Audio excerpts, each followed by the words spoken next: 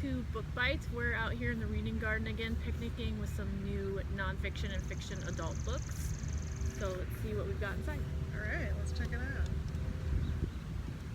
Oh, this looks like a good one. It's called 500 Miles From You by Jenny Colgan. This is actually a large print copy. We have a pretty good large print collection here at the Scott County Library System. She writes funny romantic comedies, good for summer. Some of her books talk on more serious social issues, community events, stuff like that.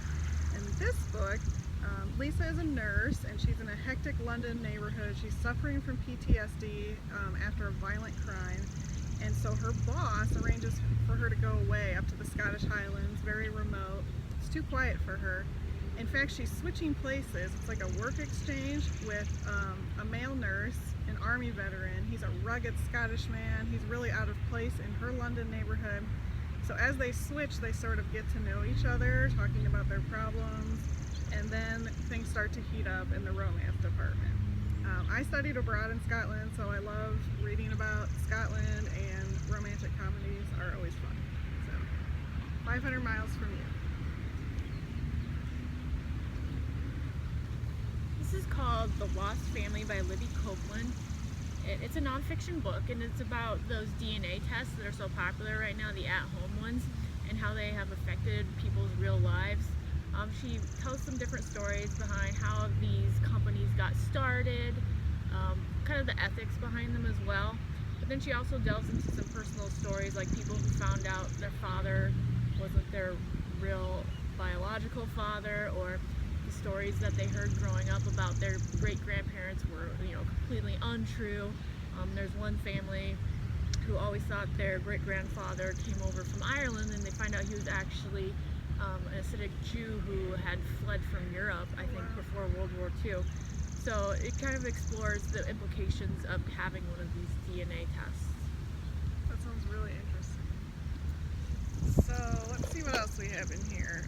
This is called A Small Town by Thomas Perry. This one's a little darker than the last one we talked about.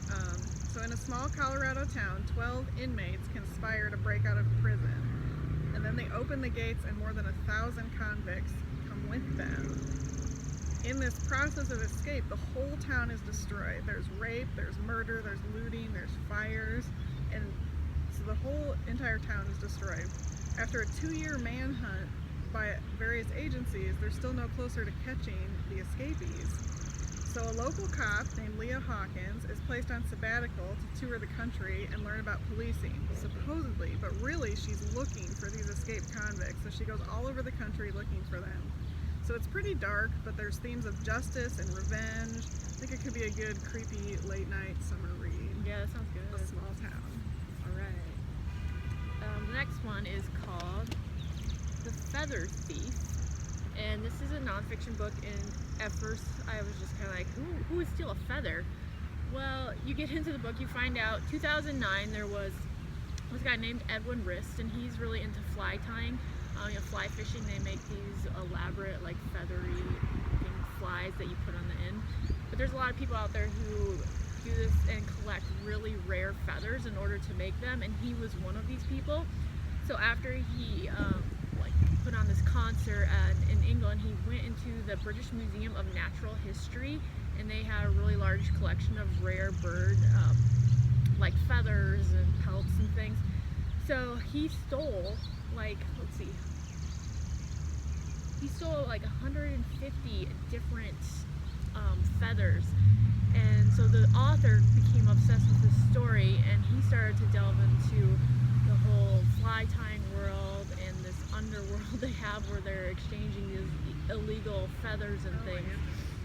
So it sounds like a really bizarre true crime, and even if you aren't interested in feathers, I think you'll really like the story and how he kind of tracks down what happened to all of these different things that were stolen.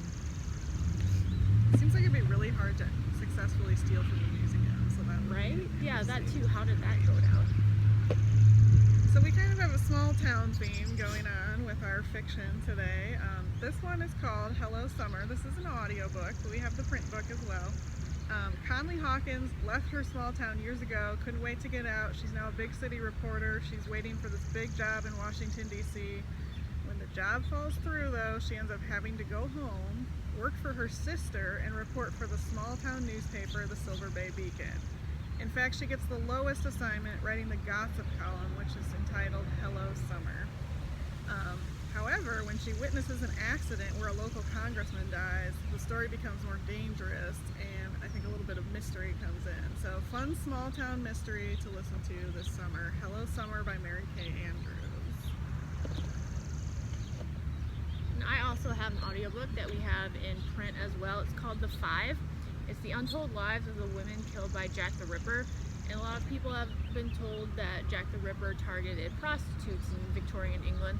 But this author did some research and wanted to know more about the women that he murdered. So she tells all about the lives of these 5 women that he first murdered, and talks about how they grew up, how they got themselves into a situation that wasn't so safe for them. And it's really interesting how alcohol had a big effect on all 5 of them in their lives in different ways, depending on if they were alcoholics or if their husbands were, and how they came to encounter Jack the Ripper, whoever he may be.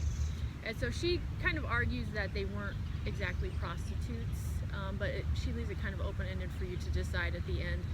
So if you're interested in that era and in crime, this is a fun one to listen to. Well, and the Jack the Ripper crime is so fascinating to people because it was never solved. So Right. There's a lot of conspiracy theories. Speculation. Yeah. So this is a nonfiction book, and it's called The Library Book, and it is a library book. So in April 1986, a fire alarm sounded in the Los Angeles Public Library, which is way bigger than our libraries. Soon, patrons and staff realized this was no ordinary fire. Code violations and the amount of paper in the building meant the fire reached 2,000 degrees and burned for 7 hours. Almost the whole library was lost. More than 1 million books were lost or damaged. You've never heard of it? That's because the Chernobyl nuclear reactor meltdown happened right after, and the LA fire was swept out of the news cycle. I hadn't heard of it either until I read this book. Susan Orlean weaves the history of the LA library in with the fire and subsequent arson investigation. Parts of this are really interesting and surprising, especially the account of the fire and the aftermath. But she almost has too much going on in this book at times. I think library levels will really want to read this because the history of how the LA library started and all the different quirky directors was really interesting for me, but it's a little bit of a niche audience. So if you really want to learn about libraries, or if you just want to read the first couple chapters about the fire too, go for it. The last book we have today is a romantic comedy. It's about Naomi, and she is engaged to Nicholas, and they've been together for about 2 years. His mother has been inserting herself in the wedding planning quite a lot, and Naomi's starting to get really sick of it. She hates how she's always interfering in Nick's life and how he won't stand up to her. So she decides that she doesn't want to get married anymore. But she doesn't want to be the one to call it off. She wants Nicholas to be the one to call it off. So she starts acting terribly, just not being a good fiance at all, playing these horrible tricks on Nicholas, hoping that one day he'll break and then break up with her. Well, she doesn't know that he also feels the same way, and he no longer wants to marry Naomi. So now he's acting terrible and playing all these tricks on her and such so that she will break up with him. So it kind of becomes this back and forth competition, who can do the worst thing to get the other one to finally break it off. And there's a little bit of a predictable ending, but it's a really cute book, and I laughed a lot while I was reading it, so recommend that. That sounds funny. Okay, well, thanks for joining us for this week's Book Bites. We'll be back soon with some more fun titles. Bye.